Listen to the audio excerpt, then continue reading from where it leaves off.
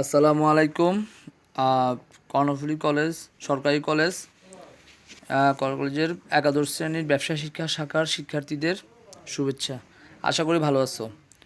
গত ক্লাসে আলোচনা করেছিলাম রাষ্ট্রীয় ব্যবসা, ঠিক আছে।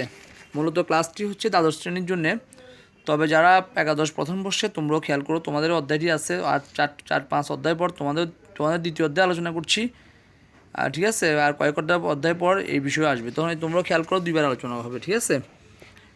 তো কালকে রাষ্ট্রীয় ব্যবসা কি, রাষ্ট্রীয় ব্যবসার বৈশিষ্ট্য, উদ্দেশ্য, গুরুত্ব, সুবিধা অসুবিধা এবং রাষ্ট্রীয় ব্যবসার প্রয়োজন ইত্যাদি বিষয়ে আলোচনা করেছিলাম এবং তোমার কিছু পুনরূপ আলোচনা করেছি। আজকে তোমাদের রাষ্ট্রীয় ব্যবসার জ্ঞানমূলকগুলো আলোচনা করবো, ঠিক আছে। তোমরা দেখতে পাচ্ছ জ্ঞানমূলক লেখা আছে, জ্ঞানমূলক আলোচনা করবো, ঠিক আছে। রাষ্ট্রীয় ব্যবসার জ্ঞানমূলক, ঠিক আছে। তো রাষ্ট্রীয় ব্যবসার জ্ঞানমূলক আলোচনা করছি। প্রথম প্রশ্ন হচ্ছে রাষ্ট্রীয় ব্যবসা কি। আলোচনা করেছি আগে একবার, যেসব ব্যবসা প্রতিষ্ঠানে রাষ্ট্রের মাধ্যমে গঠিত, পরিচালিত ও নিয়ন্ত্রিত হয় সেসব প্রতিষ্ঠানকে রাষ্ট্রীয় ব্যবসা বলা হয়। রাষ্ট্র দ্বারা পরিচালিত হয় ব্যবসাগুলো, রাষ্ট্র দ্বারা পরিচালিত, রাষ্ট্রই নিয়ন্ত্রণ করে এবং একটা কথা বাদ পড়ছে, জনগণের কল্যাণে প্রতিষ্ঠিত হয়। এগুলো সাধারণত মূল উদ্দেশ্য, এদের মূল লক্ষ্য বা রাষ্ট্রীয় ব্যবসার মূল লক্ষ্য বা উদ্দেশ্য মুনাফা নয়, জনকল্যাণ করা বা জনগণের সেবা করা। তবে ব্যবসা বলতে কিন্তু মুনাফা অর্জন করা, কিন্তু রাষ্ট্রীয় ব্যবসার মূল লক্ষ্য হচ্ছে জনকল্যাণ বা জনসেবা, তবে মুনাফা অর্জনও করে থাকে, ঠিক আছে। তারপরের প্রশ্ন হচ্ছে রাষ্ট্রীয় ব্যবসার মুখ্য বা প্রধান উদ্দেশ্য কী। এইমাত্র বললাম, রাষ্ট্রীয় ব্যবসার প্রধান বা মুখ্য উদ্দেশ্য হচ্ছে জনকল্যাণ বা জনসেবা বা জনগণের স্বার্থেই ব্যবসা প্রতিষ্ঠিত হয়, ঠিক আছে। আর তারপর রাষ্ট্রীয় ব্যবসায় কিভাবে গঠিত হয়। আসলে সংজ্ঞার মধ্যে আছে রাষ্ট্রপতির বিশেষ অধ্যাদেশে বা সংসদে আইন পাশের মাধ্যমে রাষ্ট্রীয় ব্যবসা গঠিত হয়। কোনো কোনো প্রতিষ্ঠান সরাসরি রাষ্ট্রপতির অধ্যাদেশে পরিচালিত হয়, আবার কোনো রাষ্ট্রীয় ব্যবসা সংসদের সরাসরি আইন পাশ করে রাষ্ট্রীয় ব্যবসা গঠিত হতে পারে, ঠিক আছে।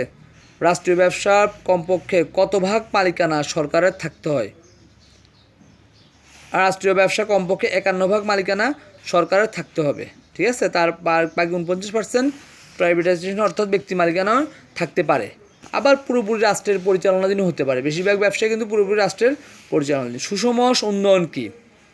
দেশের প্রতিটি অঞ্চলের প্রতিটি ক্ষেত্রে সমানভাবে উন্নয়নকে সুষম উন্নয়ন বলে, ঠিক আছে। তারপর রাষ্ট্রীয় ব্যবসায় মুনাফা কোথায় জমা হয়।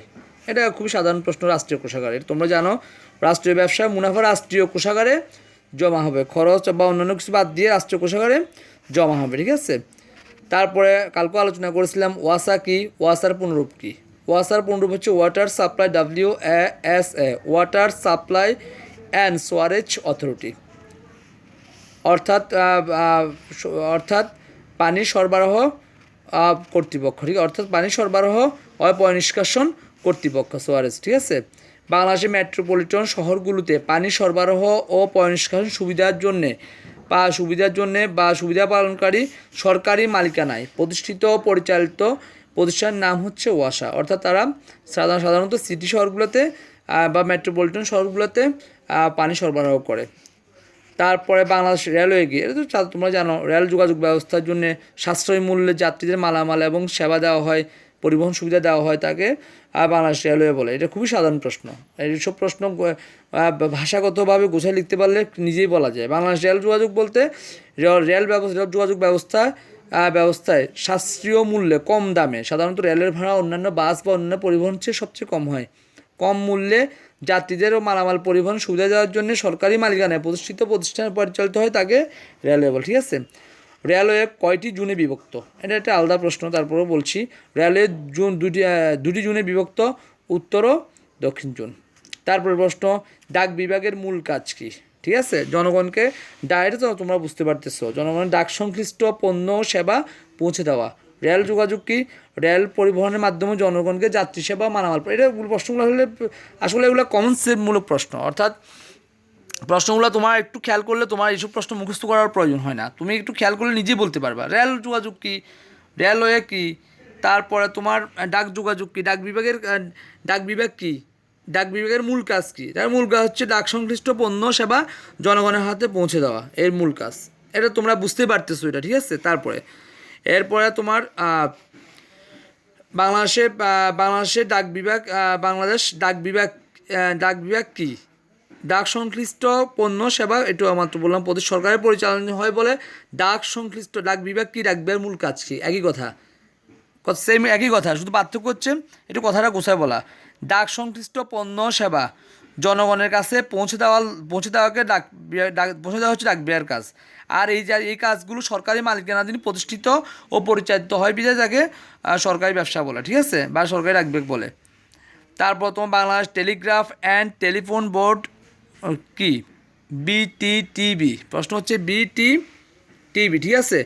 বাংলাদেশে স্থায়ী টেলিফোন সঞ্চালন লাইন প্রতিষ্ঠা করা, পরিচালনা করা, সংযোগ দেওয়া, ইন্টারনেট সেবা, আন্তঃসংযোগ প্রভৃতি সুবিধা দেওয়ার ক্ষেত্রে নিয়োজিত সরকারি প্রতিষ্ঠান হলো Bangladesh telegraph and telephone board, ঠিক আছে। সংক্ষেপ হচ্ছে বিটিটি। পুনরূপটা মুখস্থ করবা তোমরা, পুনরূপটা তোমার জ্ঞান অর্জনের জন্য অত্যন্ত গুরুত্বপূর্ণ। BTTB, Bangladesh telegraph and telephone board, ঠিক আছে। এর পরিবর্তিত নাম, পরে এটাকে নাম দেওয়া হয়েছে বিটিসিএল। এর পরবর্তীতে বিটিটিবির পরবর্তী নাম দেওয়া হয়েছে বিটিসিএল, ঠিক আছে। বিটিসিএল এর পূর্ণাঙ্গ রূপ হচ্ছে বাংলাদেশ, তোমার মধ্যে আসছে বা স্ক্রিনে আসছে দেখতে পাচ্ছ, বাংলাদেশ টেলিকমিউনিকেশন কোম্পানি লিমিটেড, ঠিক আছে। এটা ডেভেলপ করে পরে নাম পরিবর্তন করা হয়েছে।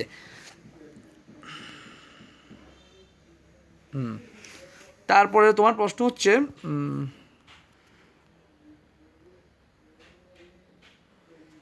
রাষ্ট্রীয় ব্যবসার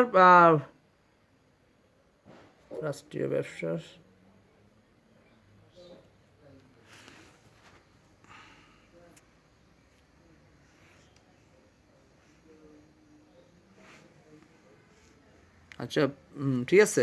তারপর প্রশ্ন হচ্ছে বাংলাদেশের রাসায়নিক শিল্প সংস্থা কি? অর্থাৎ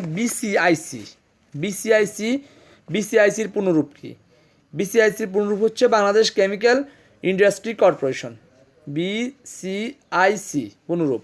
এবার বুঝতে পারতেছো, বাংলাদেশ কেমিক্যাল রসায়ন ইন্ডাস্ট্রি শিল্প সংস্থা কেমিক্যাল নিয়ে যেসব প্রতিষ্ঠান কাজ করে, যেসব প্রতিষ্ঠানে কেমিক্যালের কাজ থাকে, যেমন তোমার সার, কাগজ, তেনারি শিল্প পরিচালনা নিয়ন্ত্রণের দায়িত্বে নিযুক্ত থাকা সরকারি প্রতিষ্ঠান হলো বাংলাদেশ রাসায়নিক শিল্প সংস্থা, ঠিক আছে। তারপর প্রশ্ন হচ্ছে বিআরটিসি, বুঝতে পারতেছো, বিআরটিসি পূর্ণরূপ হচ্ছে বাংলাদেশ রোড ট্রান্সপোর্ট কর্পোরেশন, অর্থাৎ সাশ্রয়ী মূল্যে সড়ক পথে যাত্রীয় পণ্য পরিবহন নিয়োজিত কাজে সরকারি প্রতিষ্ঠান হলো বিআরটিসি।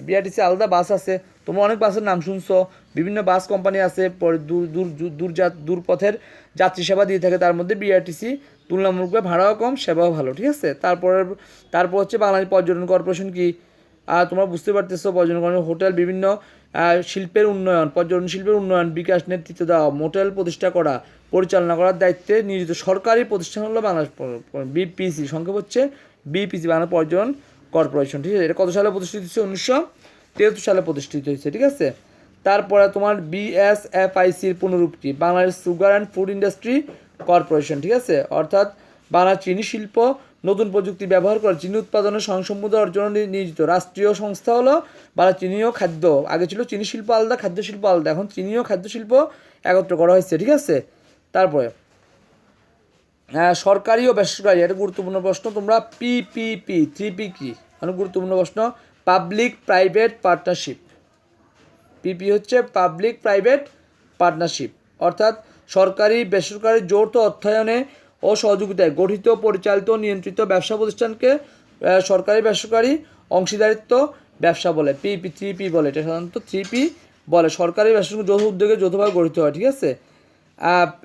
পিপিপি এর কাজ, অর্থাৎ পাবলিক প্রাইভেট পার্টনারশিপ এর কাজ সরকার কখন ঘোষণা করে? এর কাজ 2010 সালে আগস্ট মাস সরকার ঘোষণা করে, ঠিক আছে। তারপরে ভোট এর পূর্ণরূপ কি? BOOT, ভোটের পূর্ণরূপ কি? বিল্ডিং ওনারশিপ অপারেটিং ট্রান্সফার, ঠিক আছে। বিল্ডিং ওনারশিপ অপারেটিং ট্রান্সফার, এর ভোটের পূর্ণরূপ। এরপরে প্রশ্ন হচ্ছে তোমরা আগে বলছি, আবার বলছি, কোন ব্যবসা উদ্দেশ্য জনকল্যাণ ব্যাখ্যা করো। অর্থাৎ রাষ্ট্রীয় ব্যবসার মূল উদ্দেশ্য, একটু জ্ঞানমূলকের প্রশ্ন দিয়ে যাচ্ছি। রাষ্ট্রীয় ব্যবসার মূল উদ্দেশ্য জনকল্যাণ করা, এটা ব্যাখ্যা করো।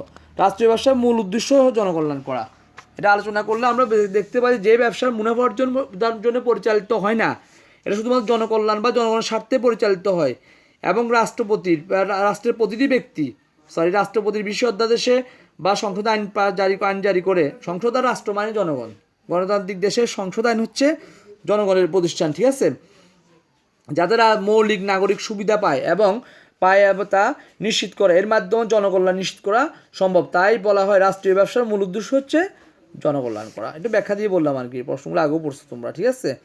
রাষ্ট্রীয় ব্যবসা কীভাবে রাষ্ট্রের সক্ষমতা বাড়ায়, আমরা রাষ্ট্রীয় সুবিধা পড়েছি, অসুবিধা পড়েছি, ঠিক আছে, রাষ্ট্রীয় সুবিধা আছে, অসুবিধা আছে। তো রাষ্ট্রীয় ব্যবসা কীভাবে সক্ষমতা বাড়ায়, সুবিধাগুলো পড়লেই তুমি বুঝতে পারতেছ। রাষ্ট্রের মাধ্যমে গঠিত, পরিচালিত, নিয়ন্ত্রিত হয় বলে রাষ্ট্রীয় ব্যবসা বলে।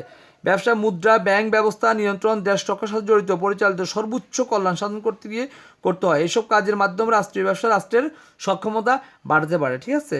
রাষ্ট্রীয় ব্যবসা কীভাবে জাতীয় সম্পদকে সুরক্ষা করে, রাষ্ট্র কর্তৃক পরিচালিত, নিয়ন্ত্রিত হয় বলে এই ব্যবসায় রাষ্ট্রীয় ব্যবসা বলে। জাতীয় সম্পদ ব্যক্তিগত খাতে ছেড়ে দিলে জাতীয় স্বার্থ ক্ষতিগ্রস্ত হওয়ার আশঙ্কা থাকে, কিন্তু জাতীয় সম্পদের খাতগুলো রাষ্ট্রীয় ব্যবসার অধীনে থাকলে কর্মকর্তা রাষ্ট্রের কাছে জবাবদিহি করতে হয় এবং জাতীয় সম্পদের সুরক্ষা হিসাবে কাজ করে, ঠিক আছে। আরেকটা প্রশ্ন আছে, রাষ্ট্রীয় ব্যবসার যুক্তিকতা, আগে পড়াইছি প্রশ্নগুলা। রাষ্ট্রীয় ব্যবসা অন্য ব্যবসা থেকে ভিন্ন কেন? অন্য ব্যবসার মূল উদ্দেশ্য হচ্ছে মুনাফা অর্জন করা, রাষ্ট্রীয় ব্যবসার মূল উদ্দেশ্য হচ্ছে জনসেবা করা, এই জন্য ভিন্ন, ঠিক আছে। অন্য ব্যবসার মালিক দ্বারা পরিচালিত, রাষ্ট্রের দ্বারা পরিচালিত হয়, ঠিক আছে, অনেকগুলো পার্থক্য আছে। কীভাবে রাষ্ট্রীয় ব্যবসা প্রতিষ্ঠিত হয় ব্যাখ্যা করো। এটা তো আগেই বলছি, রাষ্ট্রপতির বিশেষ অধ্যাদেশ অথবা সংসদ আইন পাশের মাধ্যমে রাষ্ট্রীয় ব্যবসা গঠিত, আবার জাতীয়করণও করেও হতে পারে। একটা বেসরকারি প্রতিষ্ঠান আছে বা প্রাইভেটের প্রতিষ্ঠান আছে, এটাকে রাষ্ট্রায়ত্ত করা যায়, নতুন করে রাষ্ট্রায়ত্ত করে নিতে পারে, ঠিক আছে।